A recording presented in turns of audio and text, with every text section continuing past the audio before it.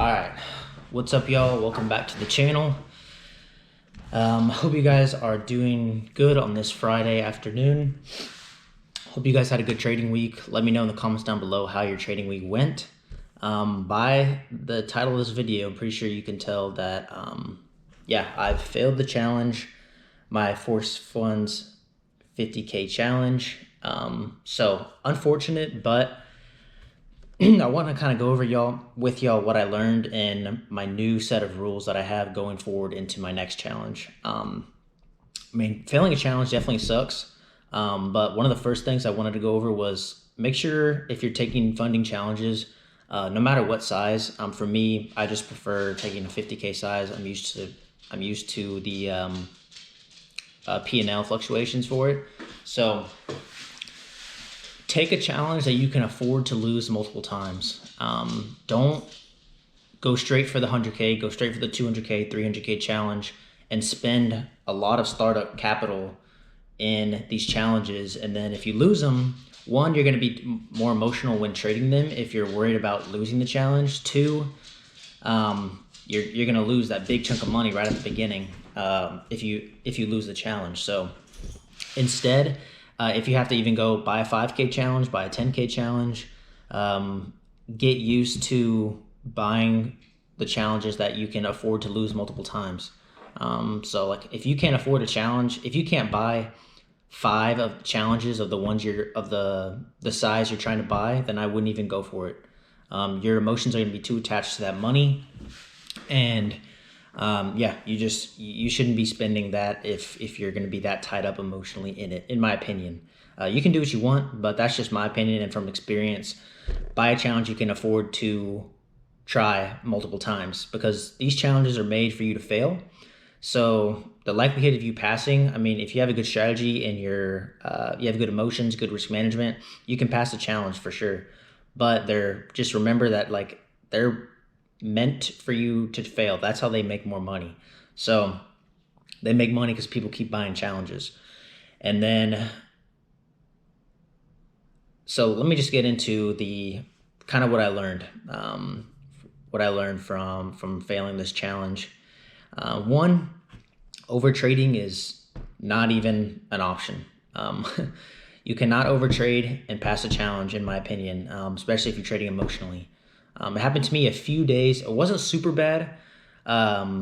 This challenge, if you guys haven't followed the whole series, go back and watch the series. I think a lot of traders got some value out of it. I go from part 1 all the way to now.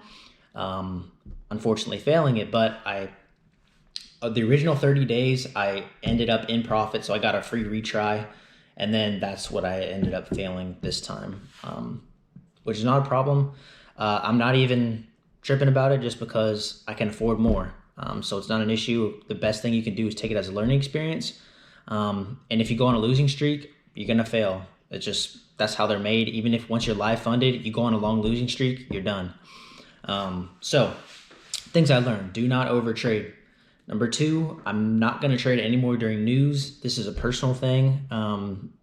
You can trade during news, but I highly suggest not doing it. If it goes in your way, great, you can make a lot of money quickly. But if not, then they're more likely than not, you're going to get at least stopped out, because it'll probably stop you out wick and then fly in your direction, or you'll just be wrong. But news, price just acts so erratic that it's just not a good idea to trade during news with funded. Personal capital, do what you want. And I'm risking 1% per trade. There was some trades that I had a high conviction in, so I would risk 1.5%. And then there was also trades that I wasn't so sure about, and I would only risk 0.5%. But what I've learned is you cannot pass this challenge if you're only risking 0.5% per trade. Unless you're a swing trader, but my style of trading, which is usually taking 1-to-1s, and then holding runners for 1-to-2, 1-to-3 plus. But 1% or risking 0.5% per trade, there's just not enough time. If there was no time limit, yeah, I could do it. But the time limit is what gets you. So risking 1% per trade, and just going for that. And being patient, waiting for the best setups. So waiting for your A+ setups. Do not think about the time constraint that you're on and just start taking trades willy-nilly, taking trades that you wouldn't usually trade. Like, okay, this isn't my usual setup, but let me take this trade because I want to make 1 or 2% today. No, you're going to end up losing the account and losing the trades.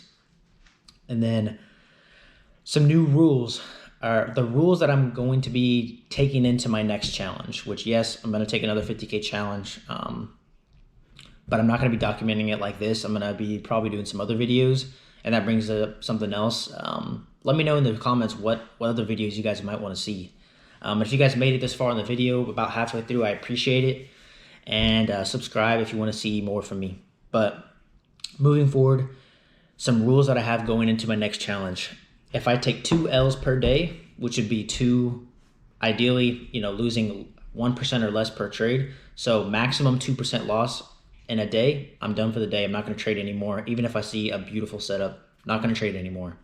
Because once you start getting more than 2% loss in one day, it makes it that much harder to climb back out of it.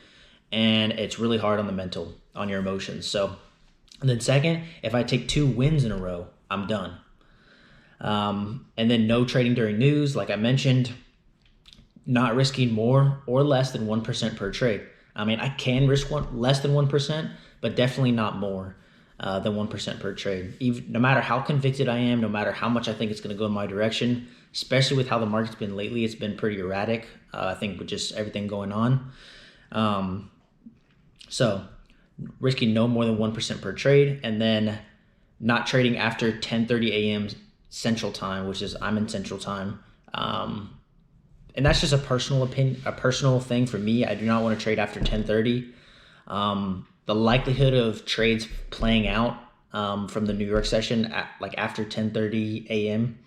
Central Time, your likelihood decreases a lot. So you have a lot less likely chance that your trades are going to play out. I love to take trades pre-New York, or within that first 2 hours roughly of New York.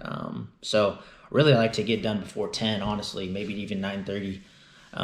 That's have been my best trading days, is when I'm just done. I have my win or two and then I'm out. So these are the things that I've learned from failing the 50K. It sucks. Yes, it does. But, you never are going to make your money back if you quit. So definitely not going to quit. Let me know in the comments down below what trading videos or videos in general you might want to see from me. I've had kind of a mixed bag of videos of this funding challenge, and then trade breakdowns and whatnot. But let me know what you guys would want to see. But I appreciate you guys watching. Hope you guys have a great weekend, and let me know how you guys' trading's going. But appreciate it. I'm out.